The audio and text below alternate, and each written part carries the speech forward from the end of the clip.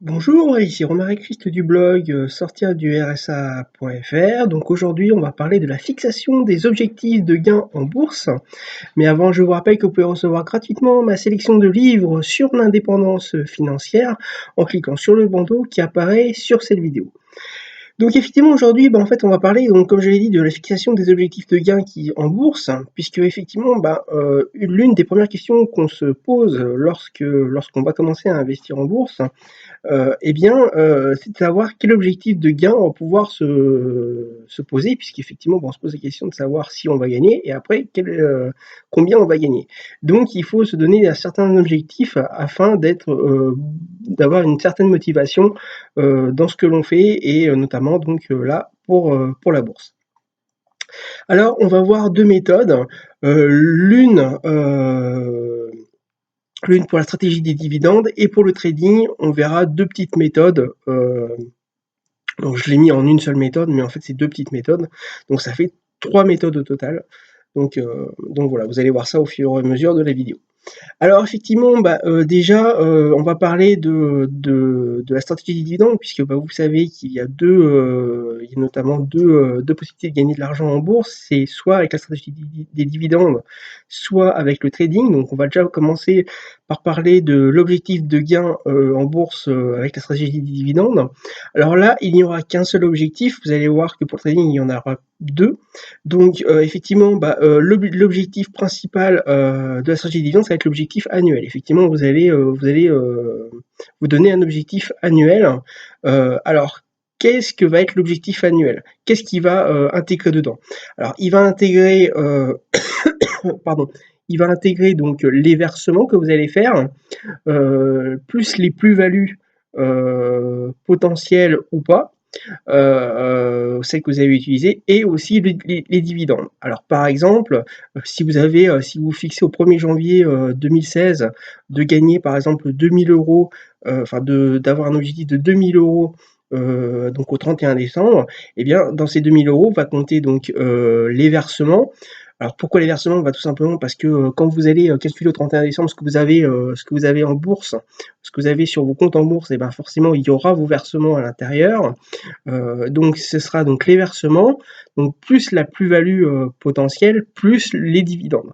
Donc voilà. Donc il faut que en fait au 31 décembre, vous calculez en fait tous vos comptes en bourse et que vous le compariez à votre objectif annuel.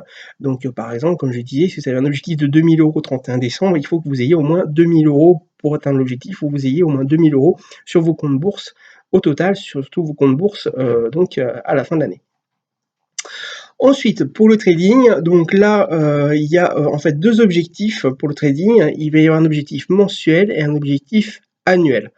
Alors, pour calculer les objectifs, alors là, ça va être différent. Ça va être simplement les plus-values que vous allez faire, moins les moins-values.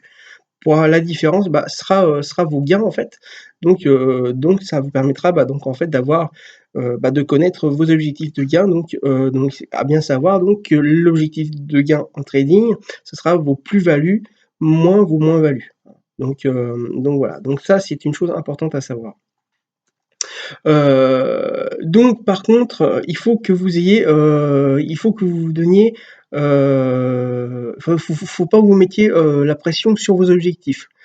Par exemple, notamment sur les mensuels. Par exemple, si, je vais dire des chiffres, je vais dire n'importe quoi comme chiffre. Si par exemple au mois de janvier 2017, on va dire, puisqu'on va être dans le futur, si au mois de janvier 2017 vous commencez le trading et vous avez un objectif de plus-value de 10 euros, et que vous réussissiez qu'à faire une plus-value de 5 euros, eh bien, c'est pas grave. Par contre, le mois de février, vous ne reprendrez pas un objectif plus haut que les 10 euros parce que vous n'avez pas reçu, vous continuerez à prendre votre objectif de 10 euros jusqu'à ce que vous le réussissiez. Et ensuite, une fois que vous avez réussi, que ce soit le mois de février, ou que ce soit au mois de septembre, ou que ce soit au mois de décembre, et seulement lorsque vous aurez atteint votre objectif de 10 euros du mois de janvier, et bien à ce moment, enfin vous étiez donné comme premier objectif donc au mois de janvier, et bien c'est ensuite d'augmenter. Alors ça peut être 15 euros, 20 euros, peu importe. Enfin après ça va être vos objectifs personnels. Et vous allez augmenter comme ça Donc ça va éviter de vous mettre la pression, puisqu'effectivement, bah, si vous vous dites, bah, au mois de janvier, j'ai un objectif de 10 € et puis vous n'y arrivez pas et qu'en fait votre deuxième objectif du mois de février c'est 20 €, vous allez dire: «Mais je vais jamais y arriver».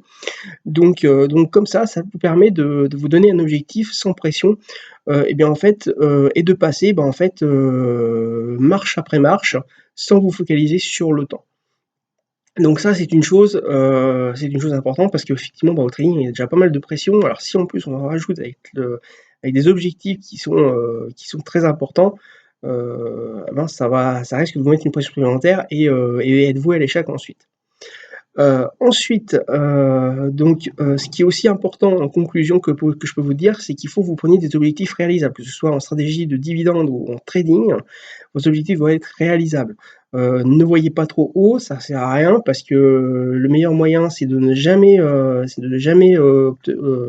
atteindre vos objectifs et de vous décourager et d'arrêter. Donc déjà de ce côté-là, ça ne sert à rien et ensuite, j'en ai un petit peu parlé en vous disant de ne pas vous mettre la pression sur vos objectifs, et bien en fait, c'est de ne pas se focaliser sur vos échecs d'objectifs. Si effectivement, pendant un mois, 2 mois, voire 3 mois, voire plus, vous atteignez pas vos objectifs, notamment en trading, et bien ce n'est pas grave. C'est pareil pour la stratégie dividende, si au 31 décembre, vous n'avez pas atteint vos objectifs, c'est pas dramatique. Vous aurez, si par exemple, si je reprends mon exemple de tout à l'heure pour la stratégie dividende, si vous aviez 2 000 €, si vous deviez atteindre les 2 000 € pour la stratégie dividende de 2 000 €, vous avez atteint que 1 500 €, c'est pas dramatique. Vous n'aurez pas atteint votre objectif, mais vous aurez avancé, vous aurez fait de votre mieux, vous aurez avancé dans votre objectif ultime qui sera peut-être l'indépendance financière, ou de gagner de l'argent avec la bourse ou autre, ça vous permettra cet argent, de continuer à évoluer dans votre stratégie de dividende, donc l'année d'après, tout simplement. Et après, pourquoi pas l'année d'après, dans la stratégie de dividende, de remettre cet objectif de 2 000 € pour l'année d'après, ou alors augmenter un petit peu, vous dire bon bah voilà, les 2 000 € j'ai pas réussi, je suis parti de zéro, j'ai pas fait mes 2 000 €, j'ai fait que 1 500. Bon bah, je pense que les 2 500 € à la fin de l'année, suivante, ou 2 500 €, enfin 2 500 € ou 3 000 € serait plus atteignable.